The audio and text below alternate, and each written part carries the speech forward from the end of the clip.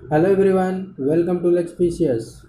दोस्तों देखिए, UP PCS pre 2023 के लिए लगातार टेस्ट सीरीज चलाया जा रहा है, जिसका ये 18वां प्रैक्टिस सेट है और इसका प्लेलिस्ट भी बना दिया गया है, जिसमें आप प्रैक्टिस सेट नंबर 1 से लेकर के 18 तक सॉल्व कर सकते हैं।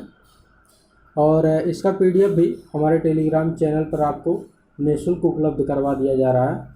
तो टेलीग्राम चैनल का लिंक डिस्क्रिप्शन बॉक्स में दे दिया गया है, वहाँ से टेलीग्राम चैनल ज्वाइन कर लीजिए और पीडीएफ प्राप्त कर लीजिए। तो चलिए आज का प्रैक्टिस सेट सॉल्व करते हैं। देखिए, पहला क्वेश्चन है, जैविक और अजैविक संघटकों के मध्य बिचौलिए का कार्य करते हैं। ऑप्शन है परजीवी, वियोजक, उत्पादक, उपभोक्ता। तो राइट आंसर क्या हो जाएगा? राइट आंसर है सी, उत्पादक।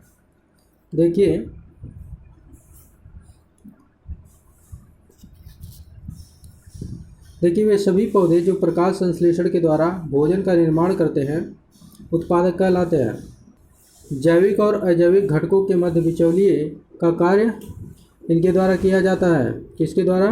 उत्पादक के द्वारा। जैसे जो है पेड़ पौधे हो गए और वनस्पतियाँ हो गई, क्योंकि ये प्रकाश संश्लेषण के द्वारा अपना भोजन स्वयं पकाने में सक्षम है। साथ ही साथ भोजन पकाने के साथ साथ ये मृदा से खनिज एवं पोषक तत्वों को प्राप्त करते हैं, और जो भोजन ये तैयार करते हैं वह उपभोक्ता को प्रत्यक्ष या अप्रत्यक्ष रूप से प्रदान करते हैं। राइट, चलिए देखते हैं नेक्स्ट क्वेश्चन। देखिए दूसरा प्रश्न है, पारिस्थितिकी तंत्र के संदर्भ में निम्नलिखित कथनों पर विचार कीजिए। स्टेटमेंट 1 है, स्वपोषी स्तर पर उत्पादन को प्राथमिक उत्पादकता कहा जाता है। द्वितीयक उत्पादकता के संदर्भ में परपोषी स्तर के उत्पादन से है। बताइए राइट आंसर इसका क्या है? तो ये दोनों आपके सही हैं। देखिए जो स्वपोषी होते हैं उन्हें प्राथमिक उत्पादक कहा जाता है, जैसे फसल हो गए, वनस्पतियाँ हो गई। राइट, और उसके बाद द्वितीयक उत्पादक जो होते हैं वो परपोषी होते हैं, दूसरे पर आश्रित होते हैं। जिसके पारिस्थितिकी तंत्र में जैविक संघटकों को 2 भागों में विभाजित किया गया है। कौन कौन से भाग में? स्वपोषी संघटक और परपोषी संघटक। जो स्वपोषी संघटक होते हैं वो प्रकाश संश्लेषण या रासायनिक संश्लेषण के द्वारा स्वयं अपना भोजन निर्मित करते हैं, जिन्हें प्राथमिक पोषक या उत्पादक कहा जाता है। और द्वितीयक उपभोक्ता जो होते हैं वो परपोषी जंतु होते हैं, जो स्वपोषी अर्थात पेड़ पौधों और वनस्पतियों पर आश्रित होते हैं।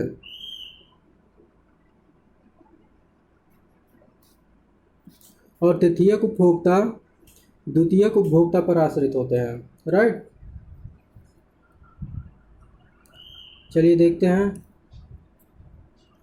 तीसरा प्रश्न है, निम्नलिखित रेशों में से कौन पौधे के तने का उत्पाद नहीं है? बताइए। ऑप्शन है सन, पटसन, जूट, कपास। तो आपका राइट आंसर क्या हो जाएगा? कपास। देखिए ये जो सन, पटसन और जूट हैं ये तीनों तने से प्राप्त होते हैं और कपास बीज से प्राप्त होता है।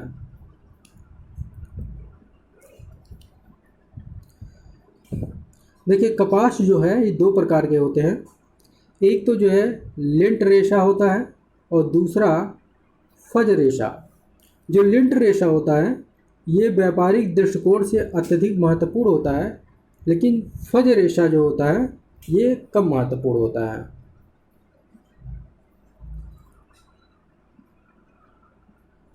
नेक्स्ट क्वेश्चन है, लघु हीमोग्लोबिन पाई जाती है। ऑप्शन है मानव रुधिर में, खरगोश रुधिर में, लेग्यूम मूल ग्रंथियों में, मुर्गे के रुधिर में।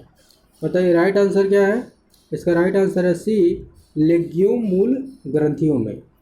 देखिए जो लेग हीमोग्लोबिन होता है ये लेग्यूमिनोसी या फेबोसी या फेबेसी कुल के पौधों जैसे अल्फाफा, सोयाबीन आदि की मूल ग्रंथियों में पाई जाती हैं। राइट,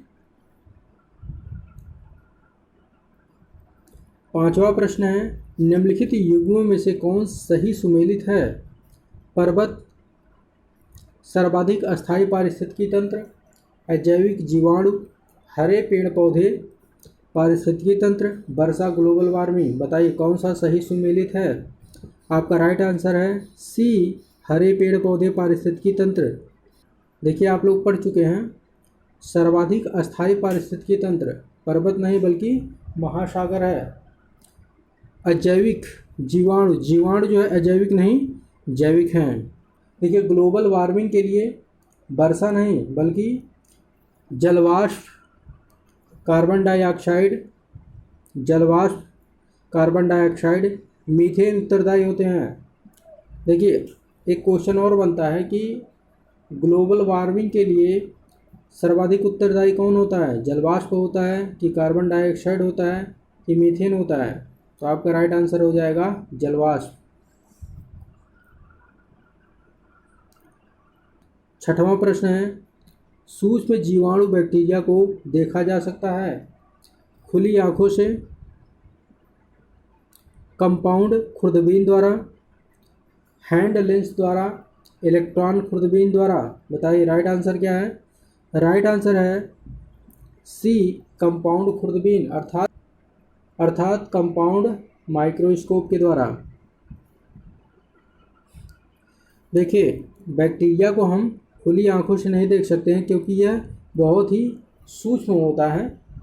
इसकी लंबाई 2 से 4 माइक्रोन तक होती है और किसी किसी बैक्टीरिया की लंबाई 60 माइक्रोन तक भी होती है। बैक्टीरिया को हम कंपाउंड माइक्रोस्कोप के द्वारा देख सकते हैं। राइट।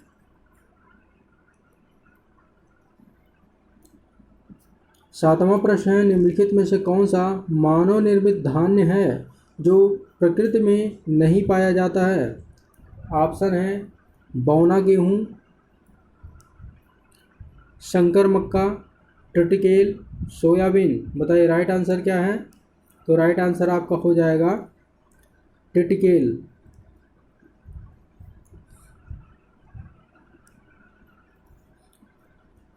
देखिए ट्रिटिकेल मानव निर्मित अनाज या धान्य है जो कि प्रकृति में नहीं पाया जाता। इसे वैज्ञानिकों द्वारा तैयार किया गया है प्रयोगशाला में। यह एक संकर पौधा है जिसमें गेहूँ जिसका नाम था ट्रिटिकम और राई जिसका नाम सिकेल था को परस्पर मिला करके इसे तैयार किया गया है।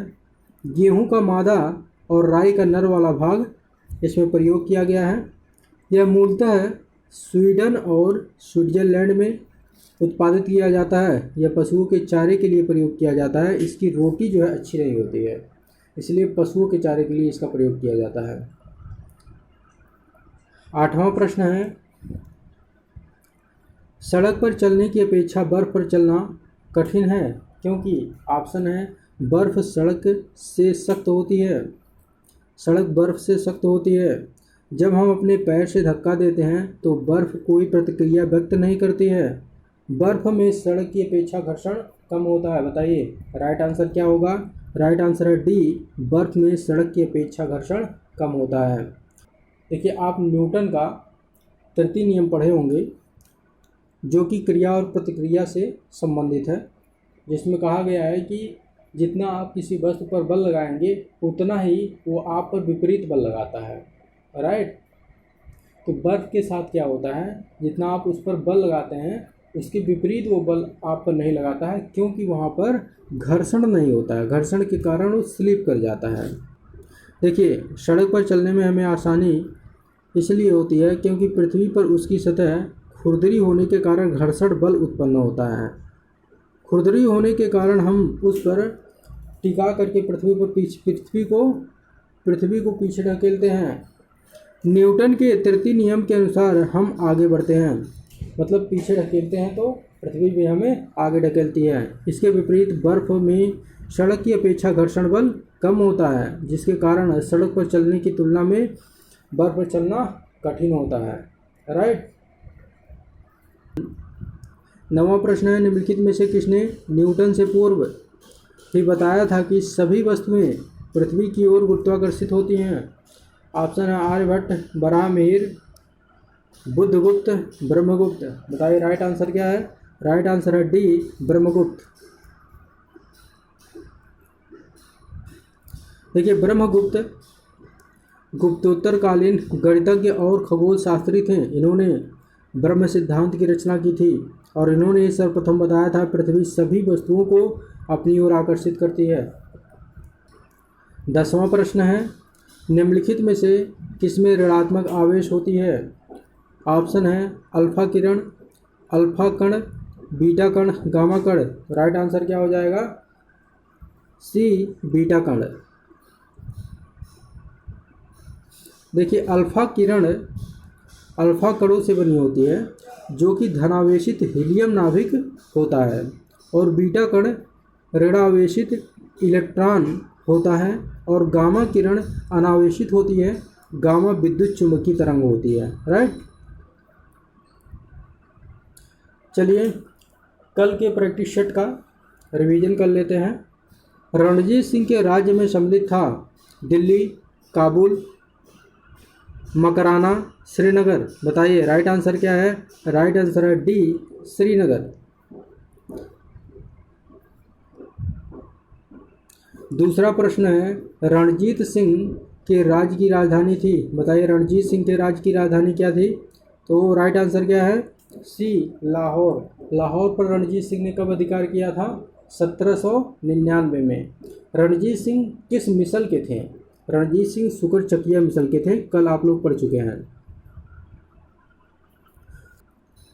तीसरा प्रश्न है, रणजीत सिंह ने सुप्रसिद्ध कोहिनूर हीरा किससे प्राप्त किया था?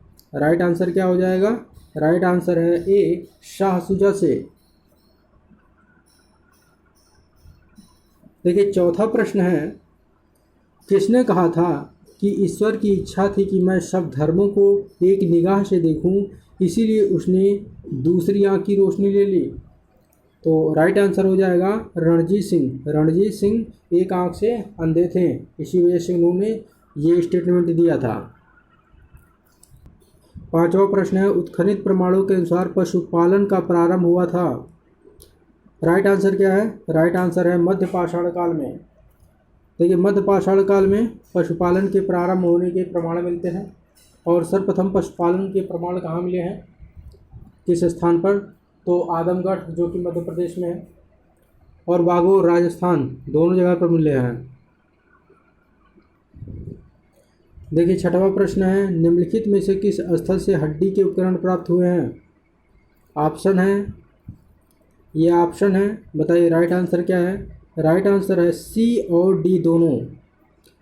महादहा से भारी मात्रा में हड्डी के उपकरण प्राप्त हुए हैं, और सराय नहर राय से अल्प मात्रा में प्राप्त हुए हैं। ये दोनों स्थल कहाँ पर हैं? उत्तर प्रदेश के प्रतापगढ़ में स्थित हैं।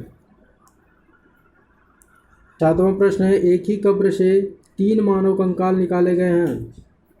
बताइए राइट आंसर क्या हो जाएगा? राइट आंसर है बी, दमदमा।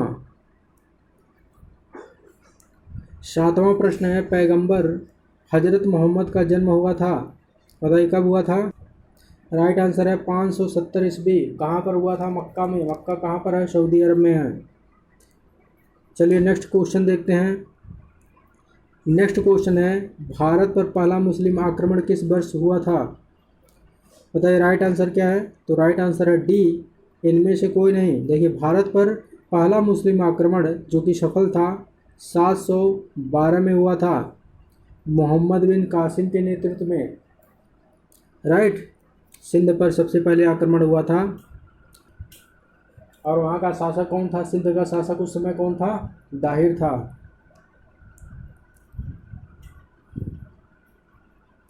दसवां प्रश्न है, इनमें से कौन गजनी राजवंश का संस्थापक था? ऑप्शन है अल्पतगीन, महमूद, सेबुक्तगीन, इस्माइल। राइट आंसर क्या हो जाएगा? राइट आंसर अल्पतगीन है। देखिए अल्पतगीन ने गजनी को ही अपनी राजधानी बनाई थी, और इसे यामनी वंश के नाम से भी जाना जाता है। गजनी राजवंश को यामनी राजवंश के नाम से भी जाना जाता है। देखिए प्रश्न आपके लिए है, इसका आंसर आप लोगों को कमेंट बॉक्स में देना है। मिलते हैं नेक्स्ट वीडियो में, तब तक के लिए जय हिंद जय भारत।